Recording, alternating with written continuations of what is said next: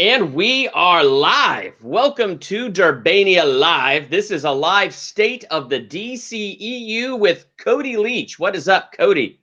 What's going on, everybody? What's going on, Durbin? Monday. I'm tired. I hate work, but let's talk DC.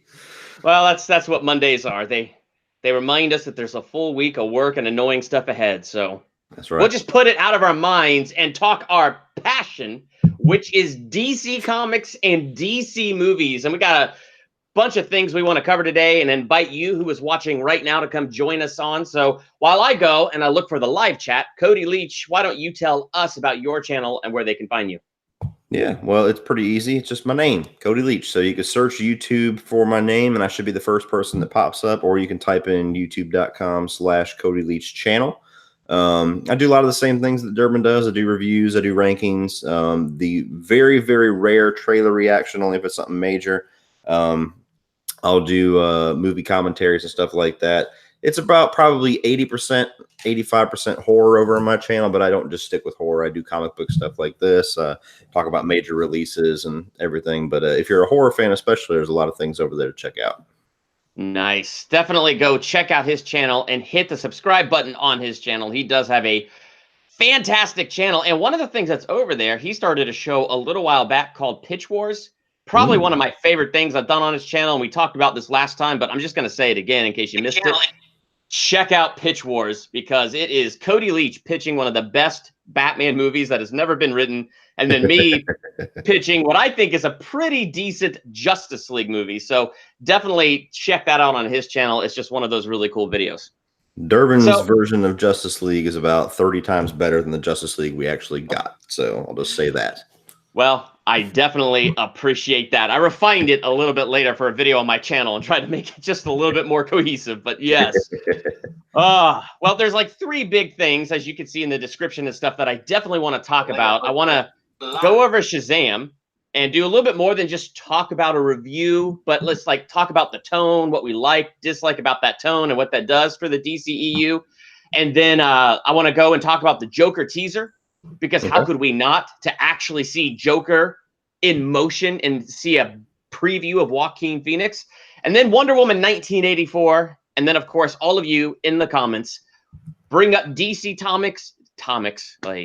bring up DC comments and things you would like to talk about. And then we will definitely throw that into the conversation. So hello, Believe in the Hype, and Gavin Brush, Cholo Nerd, Thanos, wrong universe, but, you know, it's acceptable. And Movie Man, welcome. And Gavin Brush is saying I should do my homework. Oh, man. Yeah, you should, but we're only going to be live once. That's right. Cody, let's kick it off with you and get some of your thoughts on Shazam. I really enjoyed Shazam. It's definitely a little bit more family friendly, especially towards or from where the tone started off with this universe, but the trailer pretty much the movie gives you everything that the trailer promises and more. It did a really good job at showing you what to expect while keeping a lot of fun secrets for the movie, which is not a common theme anymore. We just got done with Pet Sematary this weekend, which is the opposite approach. But Shazam, it's just a good story about family, what it means to be family. You know, is blood family or somebody that loves you family. I like the central character of Billy Batson a lot. And then whenever he becomes Shazam, I really liked Zachary Levi's portrayal of that character. I thought he was a lot of fun. There was multiple times in the movie when I laughed pretty good. There was multiple times in the movie where my whole theater erupted into laughter. Like it's definitely like there's moments where it's a little bit too adolescent humor for my taste, but it's still enjoyable. The villain was pretty good. I like Mark Strong as a villain. I think he's a really good actor. On paper, the villain is not anything too special, but I think that he works well for what the movie requires. And it does excite me for further movies. Like we know that The Rock's version of Black Adam at some point is out there. And when I saw the end of the movie, I mean, I was just starting to think about the possibilities of The Rock as Black Adam versus the characters that we just saw. So I had a lot of fun with it.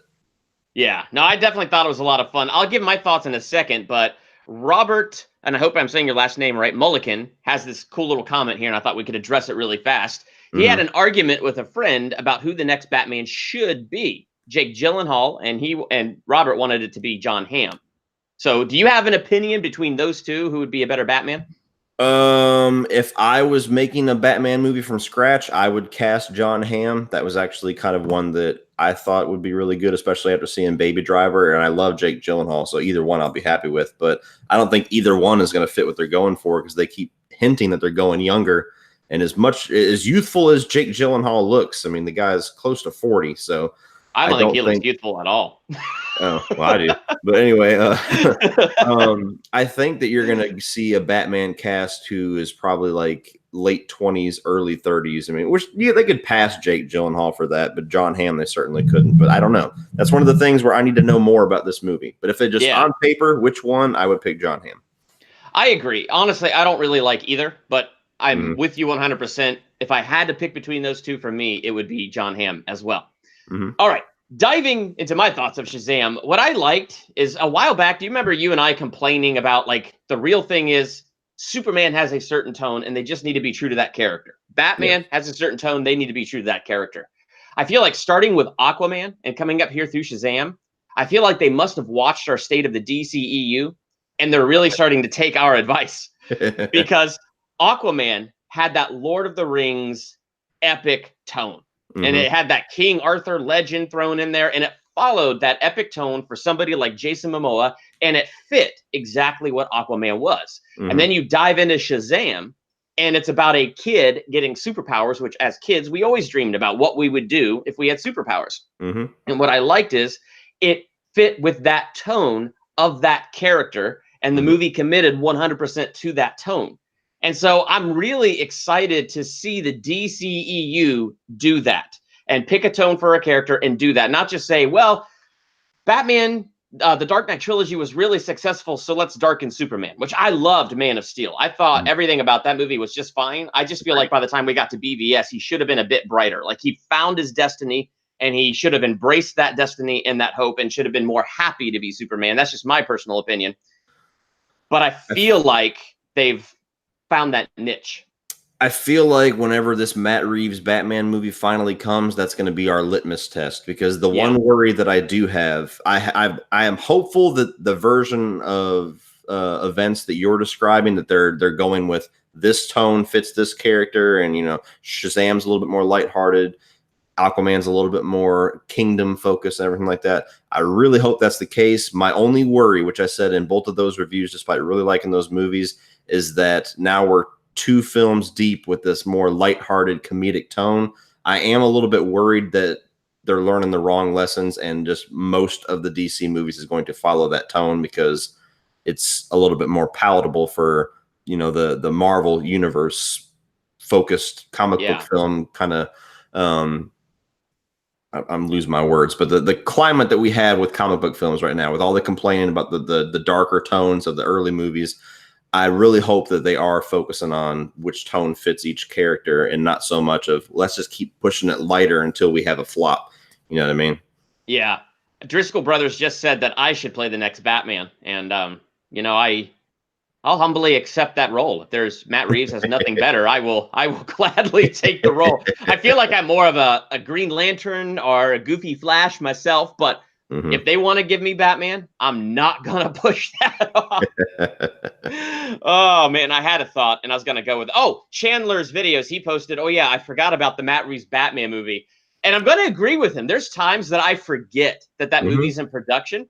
But honestly, that might be a good thing. When back a few years ago, every 5 minutes, there was a new report over whether Ben Affleck was in or out. Every 5 minutes, some new drama was unleashed and awakened. I mean, how do you feel about the fact that it's kind of silent over there about Matt Reeves' Batman? I'm glad because I'm the biggest Batman fan you're going to find. That I was sick to death of it to the point where I'm like, I don't even want this movie anymore. Let's talk about Flash. You know what I mean? Yes. Oh, man. Okay, so, I like what they're doing with the tone here. So let's just dive into our second thing, which was the Joker teaser. Since we're already talking so much about Batman, I think that's a nice little segue into the Joker teaser.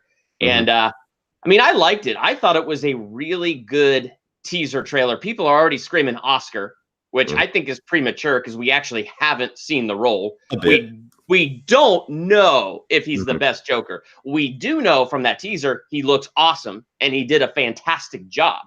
but we don't know the full performance or the story or what they're going to do with this movie. I have faith in it. I'm just saying we don't know. It's a little premature yet to say this is the best thing ever. Great teaser. Say that's the best thing ever. What do you think? Yeah, it excited me. We were talking on Scream Stream yesterday for a little bit about it, and like I said, every time that we talked about that teaser, there was always like a little bit of interest, but a lot of kind of iffiness for both of us, where we're like, do we really need this? Is it going to be good? Is it going to be weird? Is it going to be confusing? If it succeeds, what does that mean for the universe? But if it did, the trailer did what, or the teaser did what a teaser should do. It gave you the tone. It had a little bit of a Scorsese Taxi Driver kind of feel to it, which he's supposed to be producing the movie, so that fits. It gives you a taste of where Joaquin Phoenix has taken the character. I thought his makeup looked 1,000 times better in motion, because I was kind of mixed on it when I first saw it. I was like, it's a little Ronald McDonald, but then you see it in motion and you're like, ooh, that could be terrifying. So yeah, I made a mistake on my channel, and I looked at that picture and I reacted to it when they only released the picture and there was nothing in motion. Oh man, I cannot believe the hate I got for a Joker that nobody has seen yet. Yeah. But then seeing it in motion, I agree with you. It looks Ronald McDonald in just one little freeze frame with no context. But getting it in motion in that teaser and actually seeing Joaquin Phoenix's performance behind that makeup really gives you a real chill. Now, do you want it to stay 100% grounded and a little bit more realistic like it looks, or by the end of the movie, do you want it to kind of push a little bit more into that comic book tone and have him be like full on psycho Joker? Oh, man. Honestly, as much as I like the grounded thing, and trust me, I do, but man, I love it when we kind of go comic booky and kind of embrace what it is. So I would love it if we build up to him going full-blown Joker psycho. Let's keep it grounded through a huge chunk of the movie, and then let's go, full-blown comic booky Joker psycho at the very end. And let's see that. I would love to see Joaquin Phoenix do it that way, especially his laugh in that trailer. Oh, he could do it. I believe he could do it. Yeah, there's a lot of talk in the chat about whether it's going to be rated R or PG-13. What do you landed on with that, with your assumption? Oh man, I mean, if you're doing Joker alone and you're not bringing Batman into it at all, I think rated R is a good way to go with it. But the thing that drives me nuts about like all this rated R talk, and I'm going to bring up Hellboy because we got that coming out here real soon. That last TV trailer that came out, it's rated R, and it's rated R for language and gore and violence. It's like, okay, you might as well put in all caps, rated R is trendy. So look how trendy we are. We're being like Deadpool. See, we're like Deadpool. So I think for Joker, it's not about a trendy thing. So if they keep it true to the character and it's him alone, I think rated R could be fantastic. If they're doing it because it's a trend, then I'm getting kind of annoyed with that. Pretty much my thoughts. So yeah. But yeah, no, rated R works for him by himself. If they took The Killing Joke and made that into a live action movie and did better than that stupid animated one, I think rated R could work for certain elements like that. But yeah, Joker alone, I think he could be a good rated R DC movie. Yep, I'm with you. Yes. All right, let's jump into the chat. Let's see if anybody else has said anything here. In Canada, our rating system is different. So my theater rarely gives up. 14. Yeah, that's right. You guys rate it by numbers, like 14, 18, and all that stuff. Let's see. I'm behind on these comments, guys. So I'm scrolling through, making sure I did not miss anything here. Lots of people saying, I want to see the Joker. I can't believe there'll be nudity. It's so stupid. What is that? Is that for Hellboy? No, there's a couple people saying that there's nudity in the Joker movie. I don't know where that was confirmed or if it was confirmed, but that's what they were talking about. Oh, okay. Yeah, see, this is me being behind on these comments here. Cholo Nerd says, I'm pretty sure I'm the only one who absolutely hated the Joker trailer. Oh, and he said that out loud. You're brave. Wow. Yes. Yeah, Cholo Nerd is going to join me for a huge in-game thing. It's going to be really, really cool when we get to that. Let's see. What do you guys in the comments think about the Joker trailer? Cody, let's just stall for a second and let some people drop some comments about the Joker trailer and like what are their specific thoughts. What do you think, Cody? Like any more thoughts about Joker? Like, do you want them to tie it to the DCEU? Would you like to see a lead into an extended universe? I just don't think there's any possibility that would happen. I think when they casted Joaquin Phoenix, that pretty much put the nail in the coffin with that. Now, he could surprise us and be like, hey, I'm going to do my first franchise ever. But it's just weird because there's still so much up in the air about what they're doing. Is the Batman movie and this Wonder Woman 84 true sequels or prequels, or is it kind of trying to distance themselves and somewhat start again? Like, if it's remaining canon, then eventually whatever happens in this Batman movie has to tie in with Batman v Superman and the Jared Leto Joker. So are they doing like a Gotham thing where there's multiple Jokers? Like, if they're going to try to tie the Joaquin Phoenix movie into all of that, it just seems like it wouldn't, it would cause more problems, I think, than solutions. Whereas if they just make a great standalone Joker movie, it opens up a lot of opportunities for them, because not only do they once again continue to build their brand and their reliability, because now, from as far as I'm concerned, they're 2 for 2 out of their last movies. But they also open the door of, hey, we can do these great standalone stories that don't have the baggage of this universe, because that's what a lot of the best comic book storylines have. Like you just mentioned, the Killing Joke. The Killing Joke is a one-off. It's just its own thing. So they can make a Killing Joke movie. They can make a Hush movie or something like that that doesn't have to tie in with, you know, whoever's Batman that they decide to cast. So I like the possibilities more if they just keep this standalone and knock it out of the park, because I'm also one where I really like how Shazam and Aquaman, while having a little bit of connected tissue to the universe, felt very much like standalone stories. And I really miss that feeling of just a good standalone movie that doesn't have to tie into 20 other movies or set up the next 4 years or anything like that. So if they knock this out of the park as a standalone, that's pretty much what I would want. Now, if it's awesome and they say, hey, by the way, this guy's going to be the Joker going forward with Matt Reeves, okay, cool. But I think that they got more to win keeping it out of there. I think the only reason I'd be cool with that is because I like Matt Reeves. And so if Matt Reeves wanted Joaquin Phoenix to go forward as the Joker for his movie, which I think takes place in the 90s, which is a very curious thing for me, that you have Wonder Woman 1984, you have an early 80s Joker movie, and then you have a Batman movie that takes place in the 90s. And so it's like, it's interesting that these movies are clustering. It's not that I think that they're going to be linked and part of the universe, but I feel like DC wants to have that option open if things get really, really good, and that maybe they could link it. So that's kind of what I'm thinking. Adam Daly said Screen Rant had an article about the nudity and R rating. And I don't have much to say about that other than what I already said. It's like, if they're just doing it just to be trendy to get that R rating, I don't know. What are you going to say? Anything's possible. I'm not going to try to debunk anything because I have done zero research whatsoever. All I will say is I have never taken anything that Screen Rant says as the Bible. So yeah.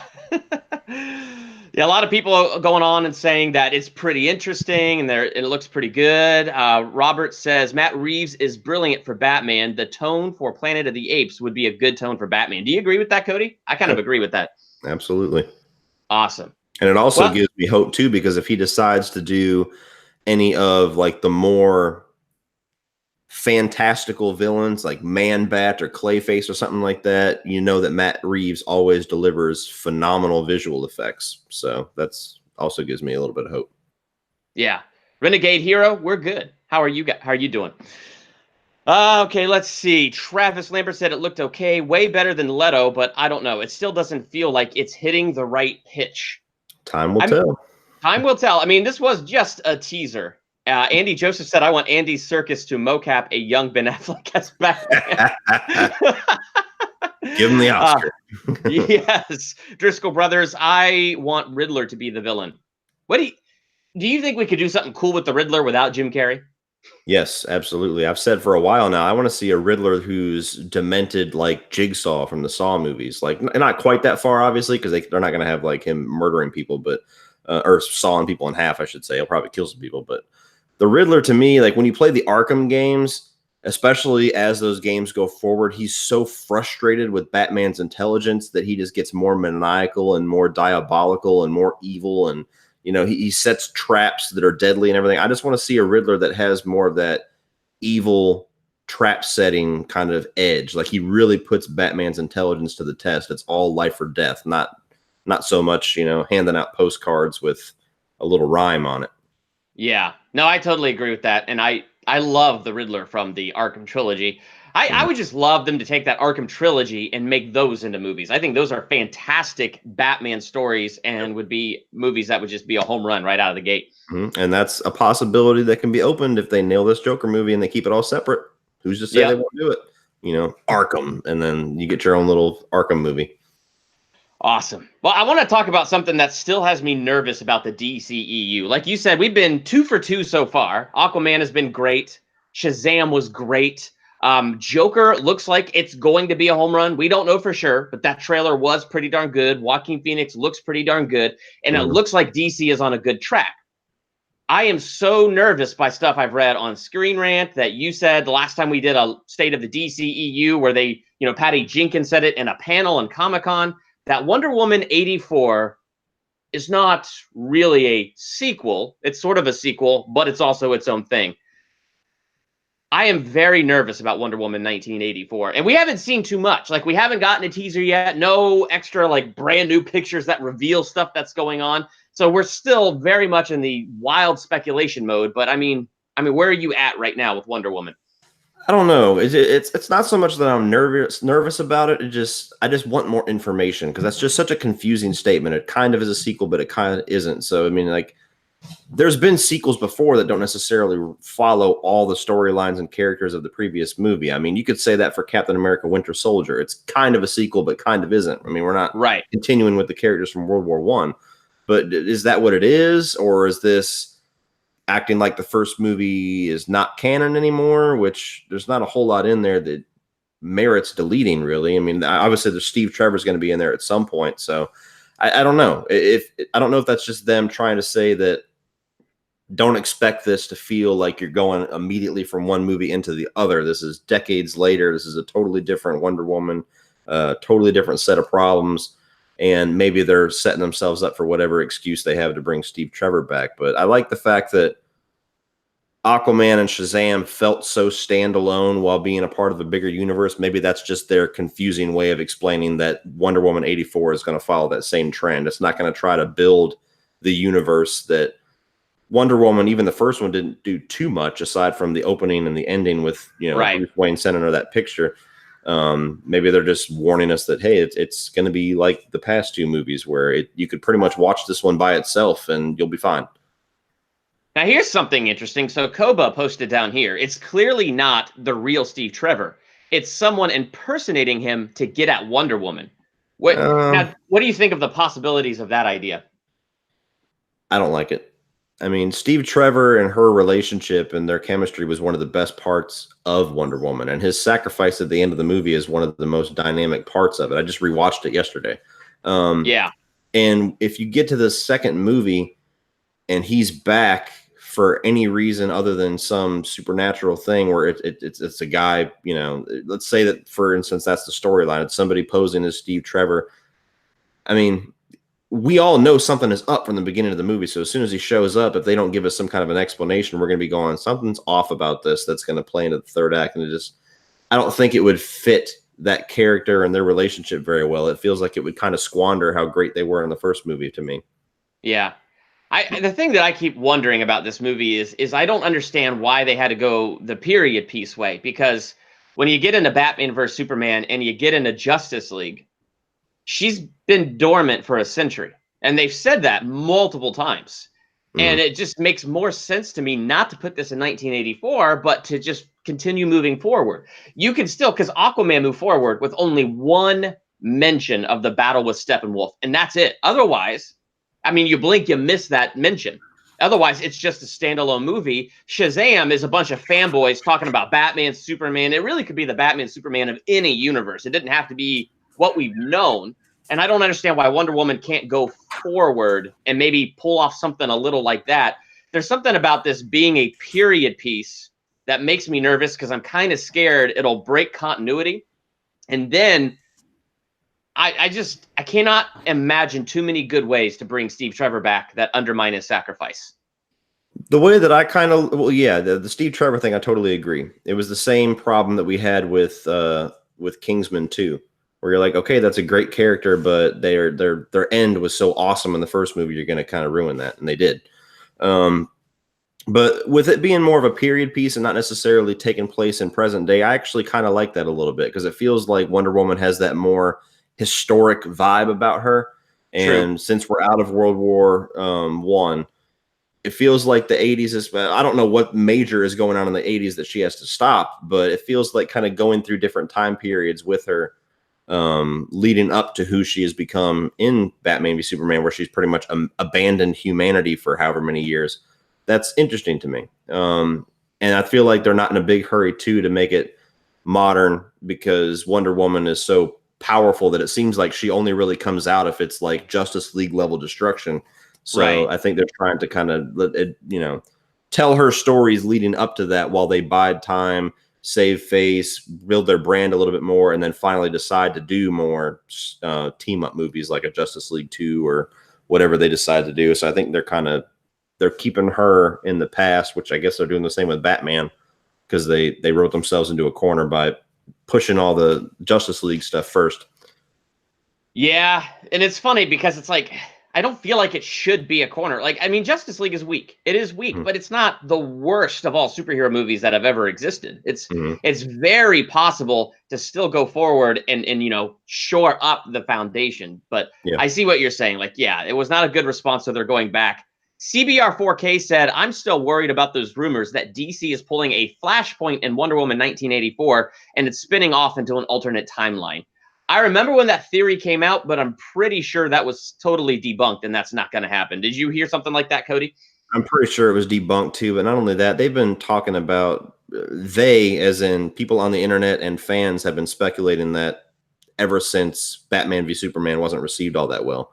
You know what I mean? As soon as they hit their first mixed review, they were like, "Oh, well, they're going to flashpoint this and they're going to start over." And we've been hearing that since then. We heard about it with the multiple versions of the Flash movie, and then we were talking about there being a Flashpoint movie and not a Flash movie, and then they were talking about Justice League. Maybe at the end, the Flash does the whole time travel thing, and that's something that we keep hearing. I think that they're making up their ground just fine. They have absolutely no reason to push any kind of a flashpoint. That's like a decision that the old DCEU would make. They would panic and they Yes. would flashpoint it. It seems like since Justice League, they've pretty much been righting the ship. There's a Yeah. totally different guy in charge now.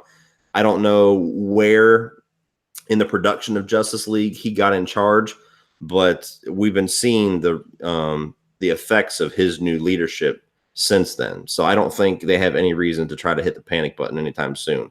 If their next couple of movies start tanking again, then yeah, they'll probably start considering it. But with the amount of money that Shazam made and the amount of good reviews, or with the amount of money that Aquaman made and the amount of good reviews that Shazam is getting, I don't think they have any reason to panic anymore. As long as they stay the course, they make a couple more good movies. I mean, I think if they make one more really good movie, then they're pretty much back on track. Yeah.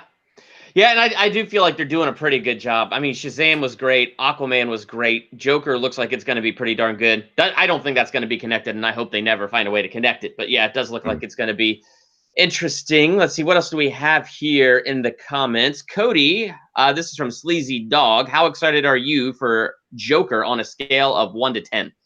8. I think 8 is reasonable.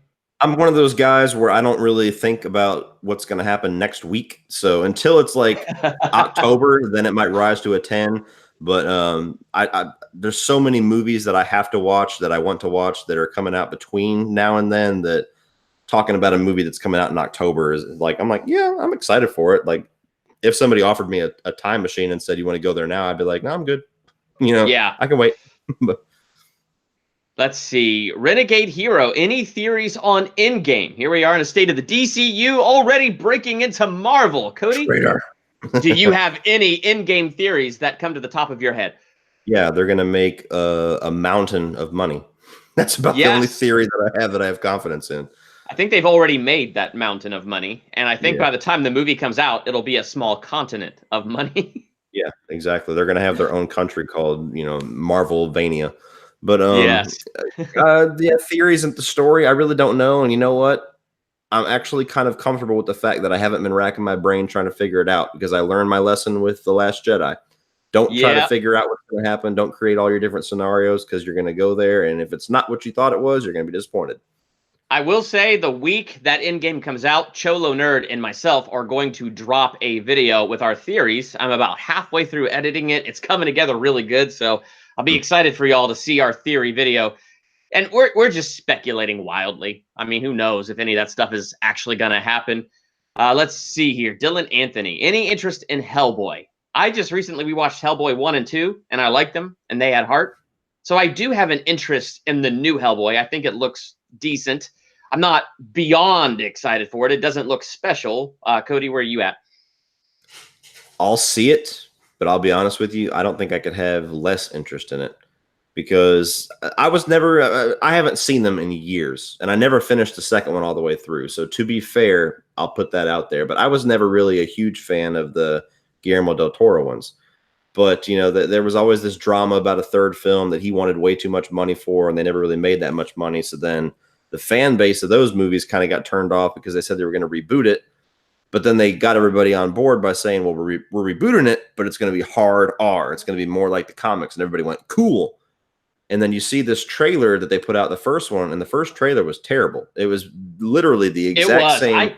I did not like it. It was like, why did you put this out? The second trailer was better, but it's like, oh my gosh. Yeah, the first trailer basically showed that they were going for the exact same comedic tone that the Guillermo del Toro ones were. When it's like, why are you doing this instead of just making a third movie with Guillermo?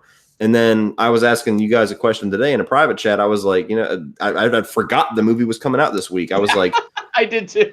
I was like, why have they not put out like a crazy red band trailer for this movie to get everybody on board, like full of blood, full of swearing, or whatever they're going to put it in there? Like, I know they have a red band trailer, but it's the tamest red band trailer I've ever seen in my life. So yeah, I watched the red band trailer, and there was very little difference between the red band and the green band. So it's like, couple of CGI blood shots, and he says the F word at the very end, and it's like, and that's okay, it. that's it. So to me, it's just like the trailers have done nothing for me. The source material I have no relationship with. The previous movies I have really no care for. So I will see it out of pure morbid curiosity and because I run a YouTube channel. If it was anything other than that, I'd be like, nah. Yeah.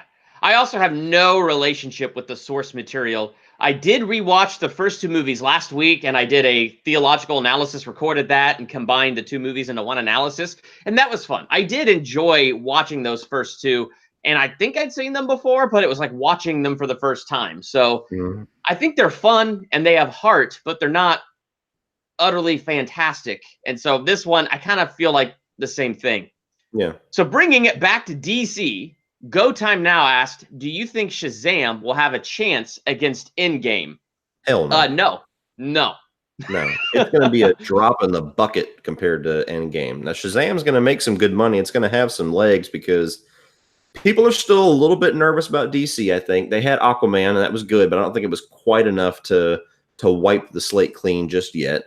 But then you also have, you know, Shazam came out. You have some people that are still worried it's a little bit too lighthearted, but the reviews, the word of mouth and everything, I think it's going to carry it through until Endgame. But once Endgame comes out, I think it's going to die a quick death.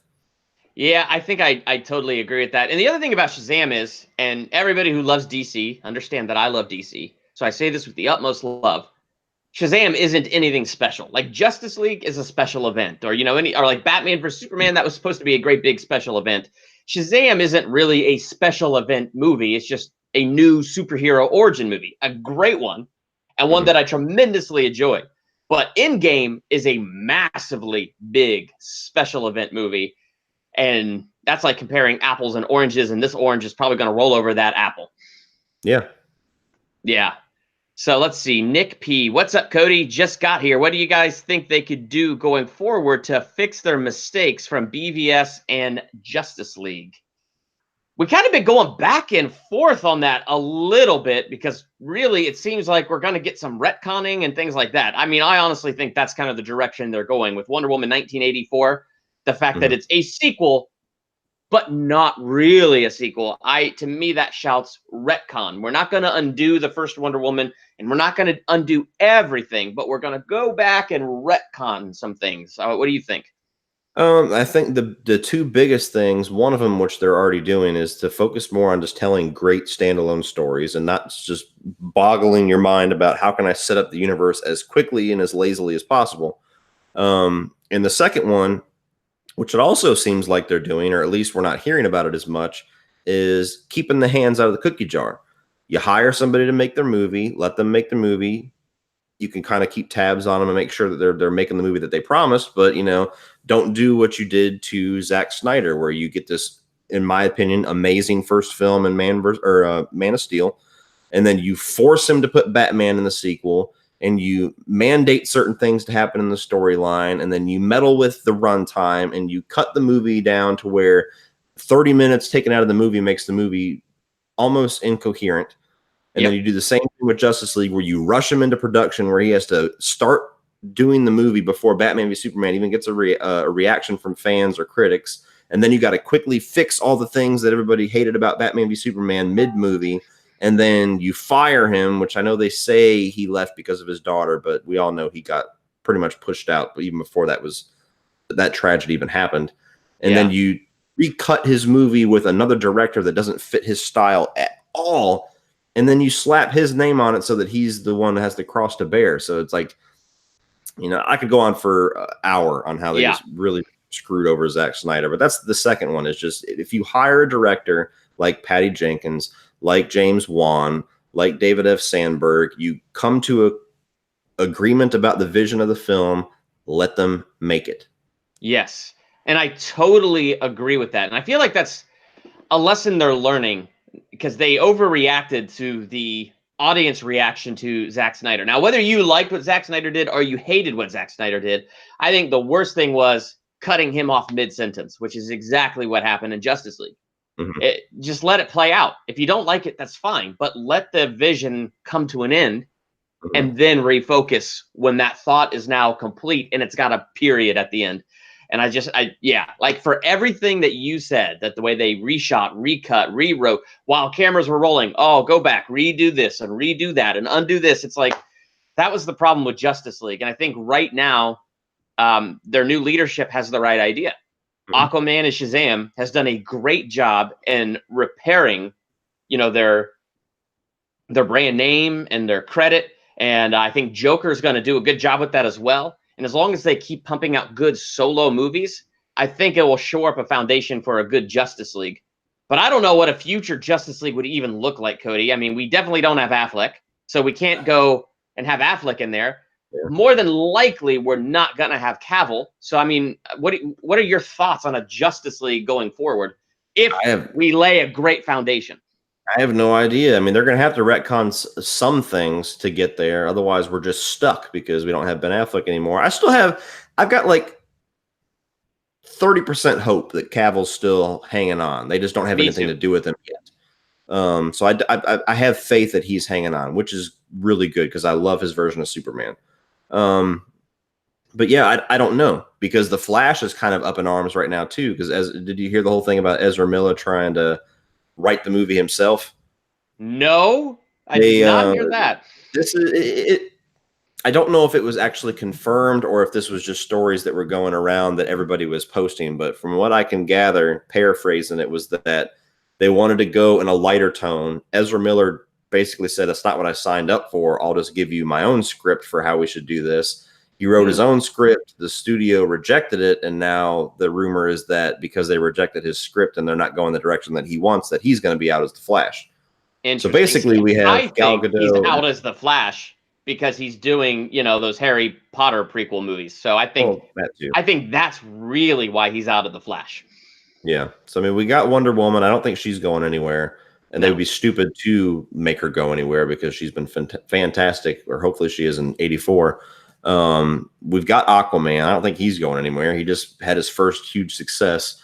I hope that Henry Cavill's not going anywhere. So really it's just Batman and maybe the Flash that's kind of up in the air. And I'm not overly familiar with the Justice League comics. I don't know if that's always been that set of team. I don't know if they've kind of cycled out heroes where they could bring in Green Lantern instead of Flash. Yeah, and they might do something like that. From everything I've seen, they definitely cycle a lot of heroes, but there are the core that always seems to be there, and it's the three. Yeah, and it's the Trinity is always there. Aquaman, Wonder Woman, Batman, and Superman are the three that are always there. But also the Flash is always there, And I see Green Lantern there about 90% of the time. Yeah, and they have like, isn't Martian Manhunter in there once in a while? Like they have ones Yeah. that they can cycle out. It's not like they have to have all the characters there, but Batman you have to have. You cannot have a Justice League movie without Batman. Yeah. Yeah. And somebody just commented here. Dylan Anthony said, I'm cool if they drop Ezra. We can find someone better. We probably can. And the MCU has had success recasting Rhodey. They had success recasting the Hulk. I mean, there's been a lot of recasts, and we've just sort of accepted it. Batman will be harder just because Ben Affleck was really good, and Batman is a good continuity that we want to hang on to. But we'll see what happens with Matt Reeves' movie, because that could then become the continuity that we want to hang on to.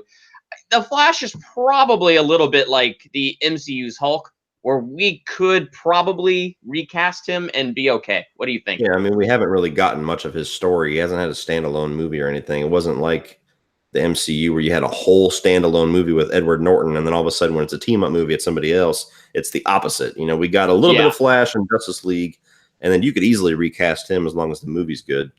Yeah, my OCD hates that, but this is the world we live in, and stuff happens.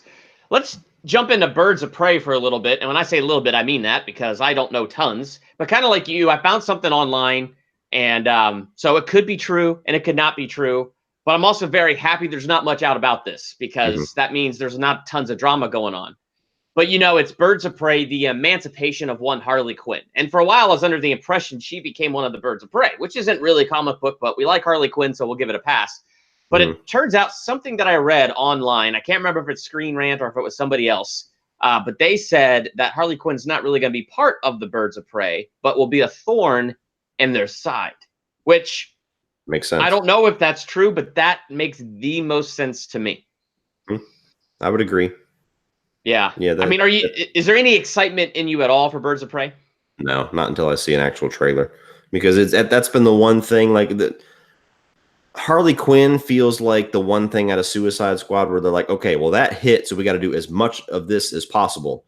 And luckily, it seems like only one idea is coming to fruition. But I mean, how many ideas have we heard of being talked about with Margot Robbie's Harley Quinn? She was supposed to be in Gotham City Sirens, and then that kind of became Birds of Prey. They were talking about Suicide Squad 2, which they are still supposedly doing with her, and she's still supposed to, in it with a good role. But yeah, and then they were talking about the Jared Leto and Harley Quinn movie, or the Joker and Harley Quinn movie, and then they were talking about Margot Robbie producing her own couple of movies. So I mean, it was just kind of like that hit, make as much as possible. So all we've seen of this is that little teaser where it basically just showed everybody's costumes. It was like a little screen test or something like that, which I thought looked fine. Cool, but it looks a little bit too Suicide Squad to me. It looks like the exact kind of same thing. Exactly what they're doing. I mean, Suicide Squad, I don't even know why. It just was not their big success. It's just the one thing that stuck with Suicide Squad was Harley Quinn, and I think Will Smith's Deadshot. So I think those two characters shined, and they were like the thing that stuck to the wall. So because Harley Quinn did really good, they shine this light on Suicide Squad and keep trying to repeat that. And that's another thing that has me nervous. So Wonder Woman 84, I'm a little bit nervous about. And things like Birds of Prey and Suicide Squad 2, I'm a little bit nervous about. What do you think of James Gunn in Suicide Squad 2? Like, that makes me feel better, but we're even losing Will Smith. I think it's a perfect fit. I think we're fine, because they were talking. The thing that's bugging me about it is they can't get their story straight with what this movie is, because the first thing that they came out saying is James Gunn is going to do Suicide Squad 2. It's going to be a complete reboot. It's going to have nothing to do with the other film. And everybody pretty much went, cool. You should start with a clean slate. And then they said, well, Harley Quinn's going to be in it. Margot Robbie's playing it. So that's going to happen. We're like, okay, well, cool. If you're going to bring anybody over, you probably should bring her. And then it said, and we're going to bring back Will Smith as Deadshot. And we're like, okay, if we chose two characters, then those are probably the two that I would carry over. And then they said, well, never mind. He's got scheduling conflicts with Bad Boys for Life, so he's not going to be in it as Deadshot. And then we're like, all right, whatever. And then they said, well, Idris Elba is going to play Deadshot. And we're like, all right, I guess Idris Elba's That was cool. my exact expression when I Yeah, read Idris Elba was yeah, Deadshot. My exact expression. yeah. You're like, okay, well, I mean, Idris Elba's cool. I really liked Will Smith in the role, but I guess do what you got to do. And then now they're saying, well, Idris Elba is going to be playing a different character, which I do like. This he's not going to be recasting Deadshot and not going to be taking Will Smith's role. And I think that's because they know they have something there with Will Smith, and they would much rather wait till he has the opportunity to do another movie versus recast him and then just kind of cut ties with Will Smith forever, because Will Smith's not necessarily the movie star that he was, but he's still a movie star. He's still the huge name, and he still brings a little bit of credibility and box office to your movie. So I think it's a smart move. But yeah, James Gunn is a perfect fit for Suicide Squad, but they just need to work on the story. The characters was what they focused on in the first one. Let's bring these really cool characters to the movie, and that'll do all the work. And it didn't. So as long as he really focuses on a cool story and a reason why everybody's getting back together, including Amanda Waller, which makes sense. Again, if you're going to bring back somebody, she is a big part of the Suicide Squad. But She is the Suicide Squad. She Yeah. always uses them to save her butt. Like she always makes, and like every animated movie I've seen, it's something either selfish on her part that she wants to put them out there to die for, or she's made a huge, huge mistake and she needs them to go clean it up and take the heat for it. Exactly. So if they have a really cool story like any of those animated films seem to do most of the time, then I'm down with it. That's the biggest thing for me is story, because that's the one thing the first film had none of. Oh yeah, and I totally that first one was just a huge problem. They gave him what David Ayer 6 weeks to write it. Then they interfered with him as he was making it. I mean, everything that could have gone wrong went wrong with that movie. And I hope DC, I know you love our State of the DCEU, so I know you're watching. Just go and look at that movie, Suicide Squad: Hell to Pay, and do that. Oh my gosh, bring in Idris Elba and make him I cannot remember the Bronze Tiger. Make him the Bronze Tiger and do the whole Hell to Pay storyline. That plot is deep and theological. It brings in the magical element. It brings in interesting characters. Cody, have you seen that animated movie? I haven't. Oh, dude, that like is one of those few animated movies I would definitely recommend, and I think you would enjoy it. It's a really, really good one, and it's dark, and it's creepy, and it's good. And I really feel like, led by James Gunn and Idris Elba as the Bronze Tiger, they could bring that to life. Yeah. Cool. Yeah. All right. So I can't really think of too many other things to dive into because we covered Shazam. We covered Wonder Woman 1984. We definitely dived into some Birds of Prey and Suicide Squad and Suicide Squad 2. We are on better ground with DC, but I think overall we are still just a little bit nervous. So anybody in the comments, let's just throw in your last questions right now. Let's do maybe, what do you say, Cody? Like 5 questions, DC, Marvel, whatever else. Let's throw that in there right now. So, yeah. Sounds good. Cody, while we wait, what other thoughts do you personally have about the state of the DCEU today? Make a Man of Steel 2. Yes. With Brainiac as the villain. Renegade Hero, are you excited for Spawn? Do you have any knowledge of Spawn or the Spawn movie that they've been supposedly working on? And I've never seen the Spawn movies. They've never really interested me or got me excited to see them. So that might change if I pick one up and watch it. Have you seen them? I saw the one with Michael J. White back when it came out in theaters. I didn't like it as a kid. I had rewatched it a couple times as I've grown up and didn't really like it all that much. And I have no interest in revisiting it as an adult because it's straight 90s horrible CGI. And I don't really have much of it aside from it looking cool. Like it has some really cool villains and everything. It looks cool when I see like the action figures and stuff. Aside from that, I have really no knowledge of the source material, and it doesn't really give me any confidence that supposedly the creator of the comics is the one that they've penned to make the movie. And it never bodes well for me to get somebody who's not a director to direct a movie. But who knows if that's changed? That's been the rumor for like 2.5 years now. So yeah. Robert Mullican asked a good question. Thoughts on Green Lantern Corps or a Fantastic Four reboot? I don't know how I feel about the present idea they have for the Green Lantern Corps movie, the buddy cop movie with Jon Stewart. Cool to meet Jon Stewart. I don't know how I feel about the buddy cop movie, but that's because I'm partial to the Green Lantern Earth 1 Volume 1 storyline, which is freaking fantastic. Cody, what do you Mhm. think on a Green Lantern Corps? Yeah, I don't that buddy cop movie idea was way back when I don't even think Suicide Squad had come out yet. So who knows what their ideas with that ever, if they've erased the dry erase board on that idea. But I think Green Lantern Corps would work really well, kind of like how I want to say Guardians of the Galaxy, but I don't mean that tone, but like that kind of setup, like a group of people going off to do kind of space adventures, or even just the was it the Kree in Captain Marvel when it was like the group Yeah. of something like Yep. that, where they could just focus on the team and they can have Jon Stewart, they can have Hal Jordan, they can have Guy Gardner and all that kind of stuff. I don't think we need the movie yet because that's definitely out there as far as stuff. I mean, we've seen some crazy stuff, but I think that they can get Batman off the ground. They can get one more Superman movie. I think that Green Lantern Corps would be good to do like after they really have their footing, when they can do something wild and out there like that. Yeah. Yeah. Fantastic Four reboot. What do you think of that? I'm Not in any tired hurry of them for it. rebooting it. Yeah, I'm in no hurry for that at all. I I don't mean, think Marvel is either. I don't think they're going to be in any hurry to do anything with their Fox properties with Marvel yet. I think we're a that's fine. good. I think we're a good 3 years away from seeing any of that stuff come to fruition. I think we're going to see Spider-Man. We're going to see Captain Marvel 2. We're going to The see Eternals, that's confirmed. I don't know yeah, what that is, but we're going to well, see a Black Panther 2. We're going to see follow-ups to all these new characters who I assume is going to be surviving Endgame before we see anything with the X-Men or Fantastic Four or Doctor Doom or anything like that. Cool. Cody, you want to grab our next question? You want to just pick one in the comments? Let me see.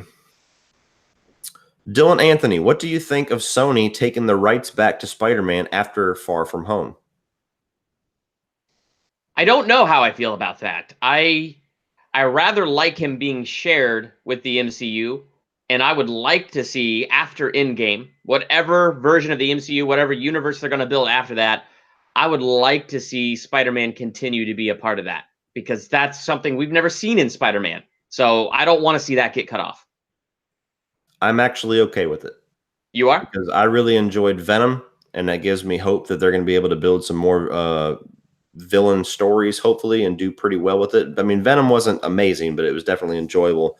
And I would much rather them be able to do whatever they want with Spider-Man villains and be able to use Spider-Man in those stories versus being stuck making side stories and villain stories and never being able to actually use Peter Parker. And I think he's served his purpose pretty well in the MCU so far, from Civil War and through to the end of Endgame. So I'm cool with either one. But if they announced that Far From Home is the last MCU Spider-Man, I would be fine with that, because I wasn't as big of a fan as with Homecoming as a lot of people was. A lot of it was the Marvel tone and the Marvel humor. I'm a huge fan of the Sam Raimi films, all three of them. So I would like to have faith that Sony has learned their lessons with the mistakes of Amazing Spider-Man, and they've learned from collaborating with Marvel, that they would be able to take Spider-Man back and go in their own direction and be just fine with it.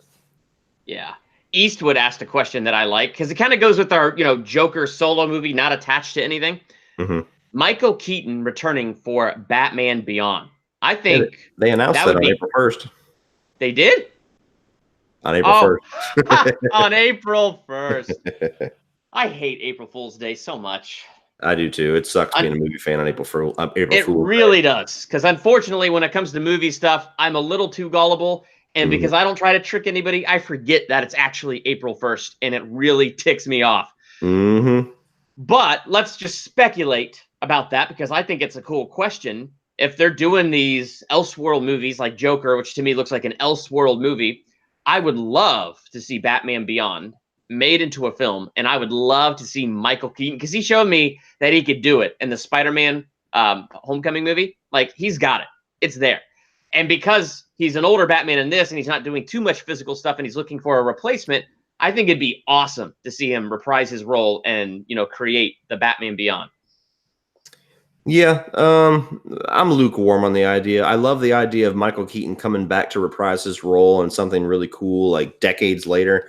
Yeah. Batman Beyond, I feel like only us comic book nerds even know what that is. That's So true. I think that if they release Batman Beyond, they'd be like, wait, is this the new Batman? Or there would be some confusion there. I would much rather see him do something, even though we kind of got this story in BVS. I'd rather see Michael Keaton do like The Dark Knight Returns or something like that. Yeah, literally take that comic or take that animated movie and just turn it live action. And Mark Hamill then could play the live action Joker because he's older. Yeah. I would love that. All right, Cody, what do you say? Like 2 more questions? 2 more sounds good. I'll pick one. All right. Pick one. Let me see. All right.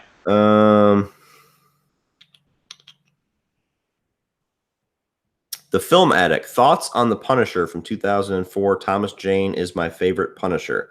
Thomas Jane is also my favorite Punisher. That's the one with John Travolta as the bad guy, right? Correct. Okay, good. Yes, I have seen that one. I haven't watched it in a couple of years, but I've always enjoyed it. It does have some cheese to it. There's certainly some things they probably could have done better. It might not be the best translation of that comic book storyline, Welcome Back, Frank, but I really enjoy the movie, and mostly because of Thomas Jane. I do think that he is the best on-screen Punisher that we've gotten. Don't get me wrong, I love John Bernthal, but what they did with John Bernthal's Punisher isn't 100% how I see the Punisher. And Bernthal is as great as he is. He's a little bit one note with what he does. So Thomas Jane, I felt like had a little bit more spectrum to him. If he would have got a chance to do a second movie, I think it would have been no question who the best Punisher was. But I really enjoyed that one. Yeah, I mean, I remember liking it. I saw it probably 2004. So I definitely saw it probably when I was in college, my early college years. Mm-hmm. And I remember not hating it, but I haven't seen it since I was in college. So I obviously didn't love it. My favorite Punisher is the one from Netflix. And my favorite season is when he's on Daredevil season 2. I just feel like that was where they really opened him up and he got to be the Punisher. I think season 1 was too much talky. Season 2 was way better. And when they did the action sequences, it was way, way cooler. But yeah, that Daredevil season 2, the way they put Punisher in there, that kind of makes him stand out as a favorite Batman for me. Yeah.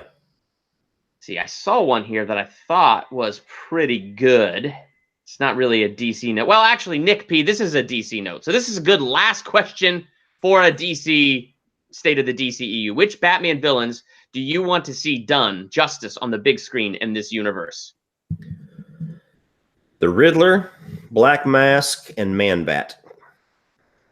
I would love to see those as well. I would like... Well, we've already got the Joker, so let's not go there. I'd like to see the Mad Hatter. I think he'd be really interesting to see and really make him mad. That could be a lot of fun. I'd like us to take a risk and do Mask of the Phantasm. What a fantastic story. And nobody has done it since that movie. Yep. So that would be... would freak out. Oh, yes, they would. So that would be something I'd love to see in this present DCEU. And if we could get Ben Affleck back, like if we could pay him enough money in our dream world and bring him back, what a cool way to do flashbacks to a Matt Reeves Batman to connect those two.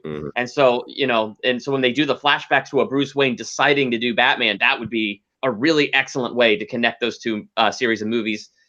And let me see, is there anybody else? I want to see Penguin.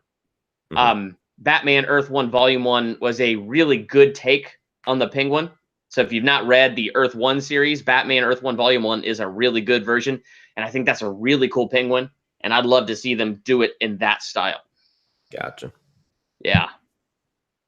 All right. Well, that was our final question. I'm just giving one last look here in the comments to make sure nothing really awesome just didn't jump up. Isn't Black Mask coming in Birds of Prey? Yes. I think Black Mask is coming. Yeah. So I think that'll be really cool to see that. So, Cody, we're going to go ahead and close this out. What are your last hopes and dreams as the DCEU goes forward? That they learn the correct lessons. They don't look at their box office and say, see, we got to do the lighthearted stuff with a lot of jokes. That makes money. No, what makes money is that you let your directors make the films that they agreed to make and you let the tone fit the character. So that's my hope, is that they don't learn the wrong lessons and we stay the course. I totally agree. And so far, Aquaman had a tone that fit him. Shazam had a tone that fit him. That Joker teaser looks like they picked a good tone that works for that particular Joker. And as long as they just stay true to these characters in each movie going forward, I think we're going to be fine. It seems like they're under good leadership. I'm still nervous about Wonder Woman 84, a little nervous about Suicide Squad 2 and Birds of Prey, so there's still a little shaky ground for me. But the last two movies have been home runs, so I'm pretty darn excited. Mm-hmm. Well, Cody, one more time, your channel, where can we find you? You can find me by searching my name, Cody Leach, or you can do youtube.com/Cody Leach channel. Like I said, a lot of the same things that Durbin does. I do movie reviews, rankings, top fives, commentaries, stuff like that. But it's predominantly horror on my channel, but I do have comic book stuff. I do talk about the new movies and everything, so it's not just horror, but there's definitely a horror focus there. So if you're a horror fan, come on over. Definitely go over there, check out his channel, and also, as always, you can check me out right here. So hit that subscribe button on Cody Leach's channel. Hit that subscribe button right here on my channel. Join us for our movie reviews, our movie talks. Cody and I are not done with these State of the DCEUs. You know, in October when Joker comes out, we'll do one. You know, when Wonder Woman comes out, we'll do one. You know, when Wonder Woman 84 gets a trailer, guess who's going to be on my channel? Cody Leach. Mm-hmm. We're going to definitely be discussing that and our thoughts as we go forward here. So I want to say thank you to everybody in the comments. If we missed your question, so sorry, but thank you so much for watching. Thank you so much for being a part of it, and continue to join us as we do these live streams. And this time, unlike last time I did this, there's the stop broadcast button, and I'm going to hit it right on the first shot. So thank you, guys.